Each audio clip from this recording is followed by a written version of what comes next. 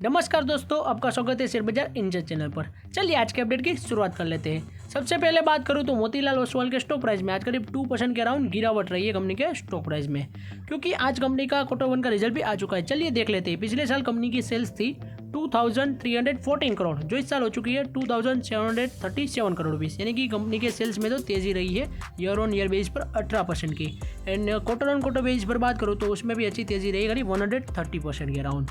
Company के net profit की बात करूँ तो कंपनी का नेट प्रॉफिट पिछले साल Q1 में था 884 करोड़, जो इस साल हो चुका है 1156 करोड़ रुपीस, यानी कि कंपनी के नेट प्रॉफिट में भी 30% के अराउंड तेजी रही है।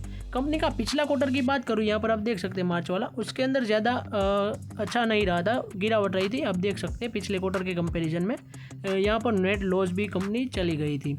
इस वजह से कंपनी का ईयर ऑन ईयर कंपैरिजन करे तो अच्छा रहेगा, क्योंकि क्वार्टर बेसिस पर तो इनका पिछले साल का जो पिछला क्वार्टर था वो अच्छा नहीं रहा था। इस वजह से कंपनी ने अच्छी तेज़ी दिखाई है नेट प्रॉफिट में एंड सेल्स में भी, क्योंकि नेट प्रॉफिट एंड सेल्स में 13 एंड 18% के अराउंड तेज़ी रही है।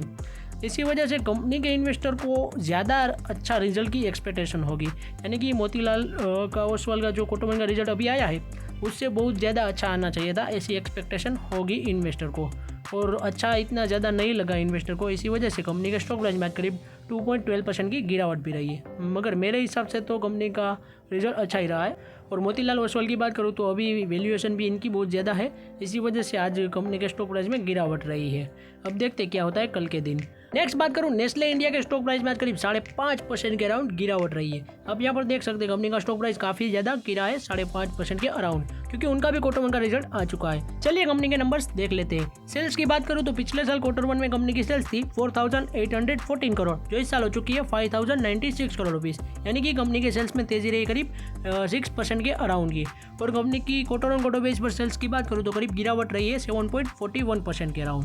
कंपनी के नेट प्रॉफिट की बात करूँ तो पिछले साल तक कंपनी का नेट प्रॉफिट 747 करोड़ रुपीस, जो इस साल हो चुका है 659 करोड़ रुपीस, यानी कि कंपनी के सेल्स में गिरावट रही है। और क्वार्टर बेस पर भी कंपनी के स्टॉक नेट प्रॉफिट में गिरावट रही है। यहाँ पर देख सकते हैं क्वार्टर बेस पर करीब 25% के अराउंड गिरावट रही है, and year on year base पर भी करीब 12% के अराउंड गिरावट रही है कंपनी के नेट प्रॉफिट में, यानी कि कंपनी का रिजल्ट इतना कुछ ज़्यादा अच्छा नहीं आया है, खराबी आया है ऐसा मान सकते हैं। इसी वजह से कंपनी के स्टॉक प्राइस में आज करीब 5.5% के अराउंड गिरावट रही है।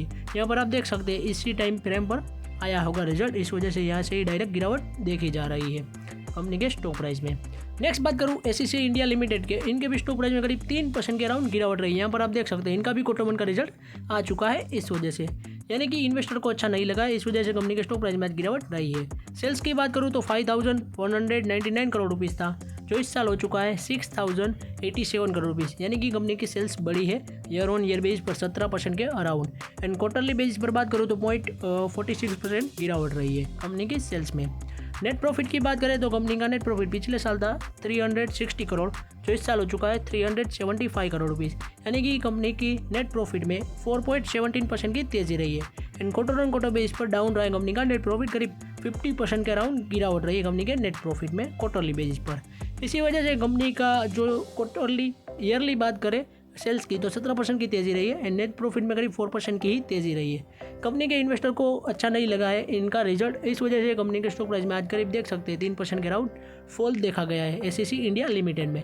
कंपनी आपको पता होगा कि सीमेंट सेक्टर से जुड़ी हुई है और अदानी ग्रुप की कंपनी से। इसलिए देखते हैं कल के दिन इस स्टॉक प्राइस में क्या इसकी इम्पैक्ट होती है, और इन सारे रिजल्ट की क्या दूसरी इम्पैक्ट कल की भी नेगेटिव हो सकती है या फिर नहीं।